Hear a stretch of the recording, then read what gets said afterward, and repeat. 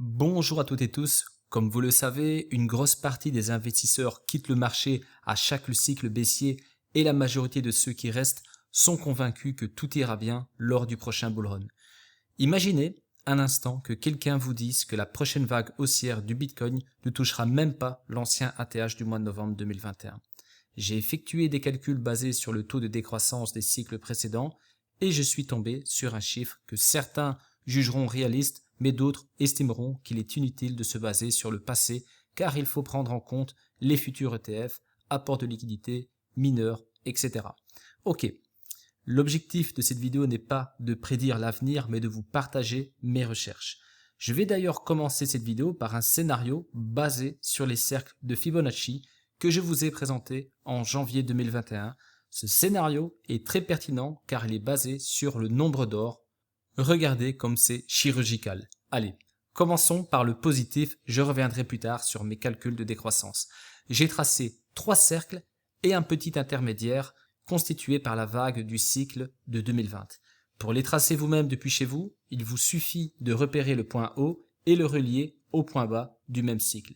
Le BTC a toujours terminé ses bull runs parfaitement sur le haut de chaque cercle. Regardez comme c'est chirurgical. Je trace un cercle à partir de ce point haut jusqu'au point bas. J'obtiens ce prix, on le touche, on retrace.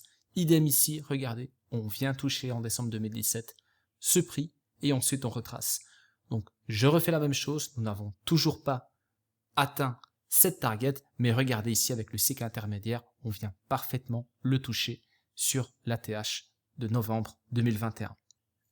Les cercles de Fibonacci ne sont pas uniquement valables pour le Bitcoin, je l'ai démontré à plusieurs reprises sur d'autres actifs, notamment sur le BNB en janvier 2021, où j'avais fixé une cible à 640 $ alors qu'il était encore aux alentours de 40 $. Vous savez tous aujourd'hui que le BNB a atteint cette cible et que c'est à partir de ce prix-là qu'il n'a fait que baisser. Bon, je suis convaincu que le BTC atteindra un jour ce prix, mais je n'ai pas le timing. Voici mes dernières recherches basées sur le taux de décroissance.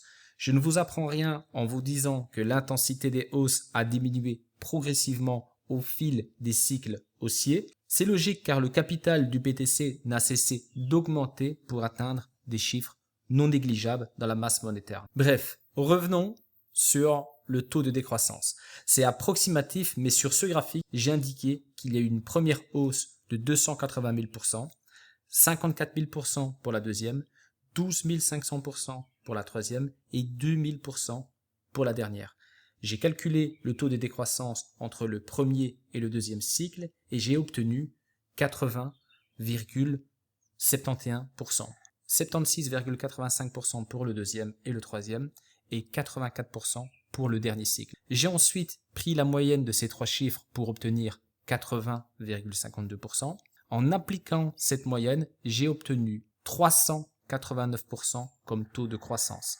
C'est approximatif, mais cela nous donne un BTC à environ 61K pour le sommet de la prochaine hausse. Tout cela est valable avec un jeune actif pendant quelques cycles. L'objectif n'est pas d'atteindre 0% de croissance ou de faire l'effet inverse, c'est juste une référence qui nous permet de comprendre que le capital du BTC a nettement augmenté depuis ses débuts et qu'il ne faut pas s'attendre à un x100 pour le prochain cycle. Si je pouvais choisir, go pour la cible des cercles de Fibonacci lors du prochain bull run, mais ce n'est pas nous qui décidons, c'est le marché. N'hésitez pas à me partager votre avis pour apporter des informations complémentaires à cette vidéo qui vont dans le sens des scénarios évoqués ou pas. Merci à toutes et à tous pour votre attention. Je vous souhaite une excellente journée. Prenez soin de vous et à très bientôt.